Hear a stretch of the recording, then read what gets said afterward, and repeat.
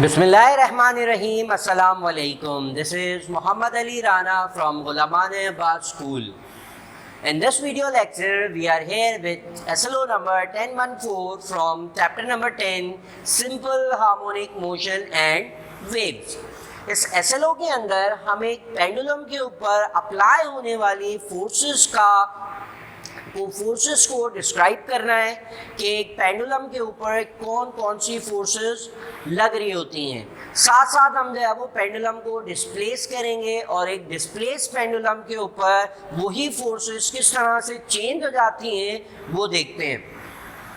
जैसे कि हमें पता है कि हमारे पास पेंडुलम दो पोजीशंस पर हो सकता है, एक कहलाती है मीन पोजीशन या इक्विलिब्रियम पोजीशन और एक पोजीशन कहलाती है एक्सट्रीम पोजीशन। तो फॉर एग्जांपल ये एक पेंडुलम है, उस पेंडुलम को हमने जो है वो इस तरह से हैंग कर दिया। इस पोजीशन को हम कहते हैं मीन पोजीशन और इक्विलिब्रियम पोजीशन।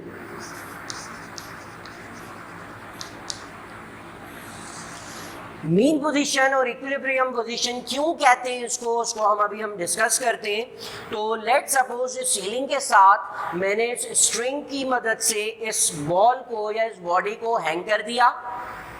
इस पूरे ऑब्जेक्ट को या उस पूरी चीज़ को जो है वो हम एक सिंपल पेंडुलम कहते हैं। अगर हम फोर्सेस की बात करें तो इस बॉडी का लेट सपोज मास m है और इस बॉडी का जो वेट है उसको हम रिप्रेजेंट कर देते हैं w से, और इस पेंडुलम का जो वेट की डायरेक्शन है वो हमेशा डाउनवर्ड डायरेक्शन में या towards the centre of the earth होती है। तो ये लेट सपोज वेट की डायरेक्शन आ गई, वेट फोर्स लग रही है इस पेंडुलम के ऊपर, और एक और फोर्स अप्लाई हो रही है जिसे हम टेंशन फोर्स कहते हैं। तो यहाँ पर टेंशन फोर्स की डायरेक्शन अपवर्ड है। जैसे कि हमने पहले भी पढ़ा है फोर्सेस के अंदर कि टेंशन फोर्स क्या होती है और किसे कहते हैं। किसी भी स्ट्रिंग टाइप की चीज़ या थ्रेड हो या रोप हो, इस तरह की चीज़ के अंदर जो स्ट्रेचनेस होती है उस स्ट्रेचनेस को हम टेंशन फोर्स कहते हैं। तो इस पेंडुलम के ऊपर right now at equilibrium position there are two forces acting on this pendulum. One is weight force that is acting downward and other is tension force that is acting upward.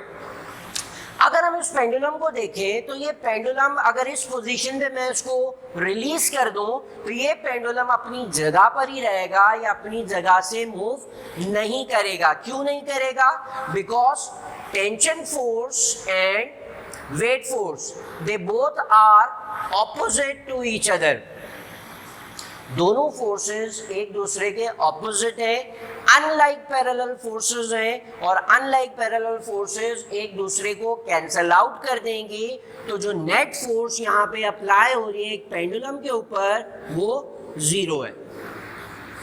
तो इस position पर main position या equilibrium position पे net force जो pendulum पे apply हो रही होती है वो जीरो के बराबर है। और इस ऐसी कंडीशन बॉडी की या ऐसी स्टेट बॉडी की जहां बॉडी के ऊपर नेट फोर्स जीरो लग रही हो तो ऐसी स्टेट को हम इक्विलिब्रियम स्टेट कहते हैं। और इस मेन पोजीशन को हम इक्विलिब्रियम पोजीशन इसीलिए कह रहे हैं बिकॉज इस पेंडुलम के ऊपर जो नेट फोर्स अप्लाई हो रही है वो जीरो है।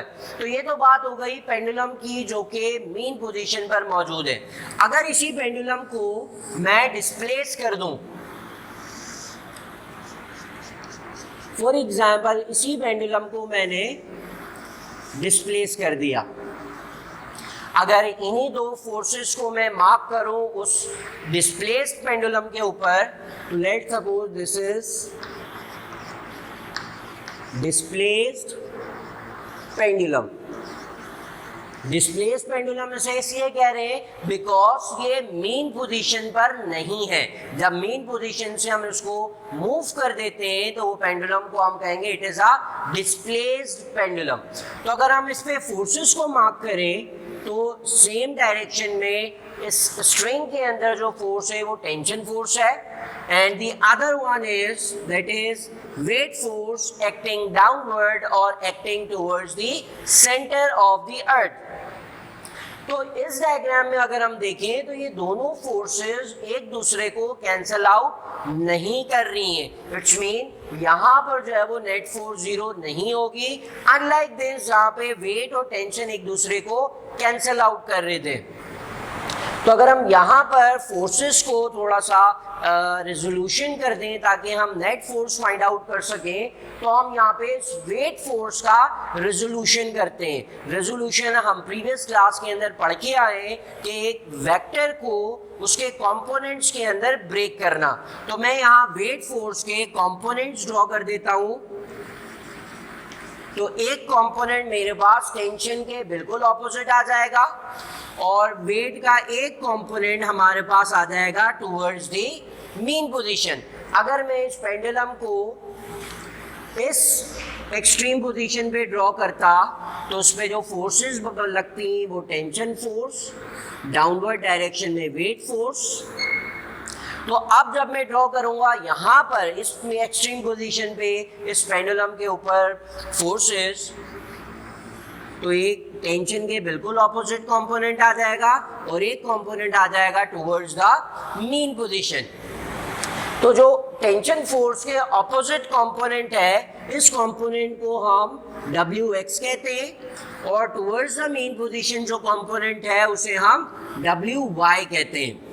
Wx means horizontal component of the weight and Wy means vertical component of the weight। तो यहाँ पे अगर हम फोर्सेस को कंपेयर करें तो tension force and Wx they are opposite to each other।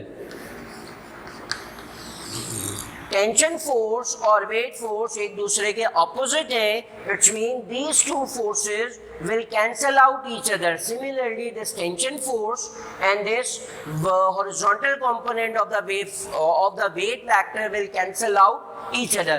तो जो सिर्फ एक फोर्स जो कि बच रही है यहाँ पे, जो कि इस पेंडुलम को मूव करवाती है, उस फोर्स को या उस कंपोनेंट को हम क्या कहते हैं? Wy। तो जो नेट फोर्स इस पेंडुलम के ऊपर लग रही है, net force is equal to Wy। और अगर हम W का फॉर्मूला रिप्लेस करें और जो वर्टिकल कंपोनेंट का फॉर्मूला रिप्लेस करें तो हमारे पास फाइनली नेट फोर्स आ जाएगी W is equals to mg sin theta.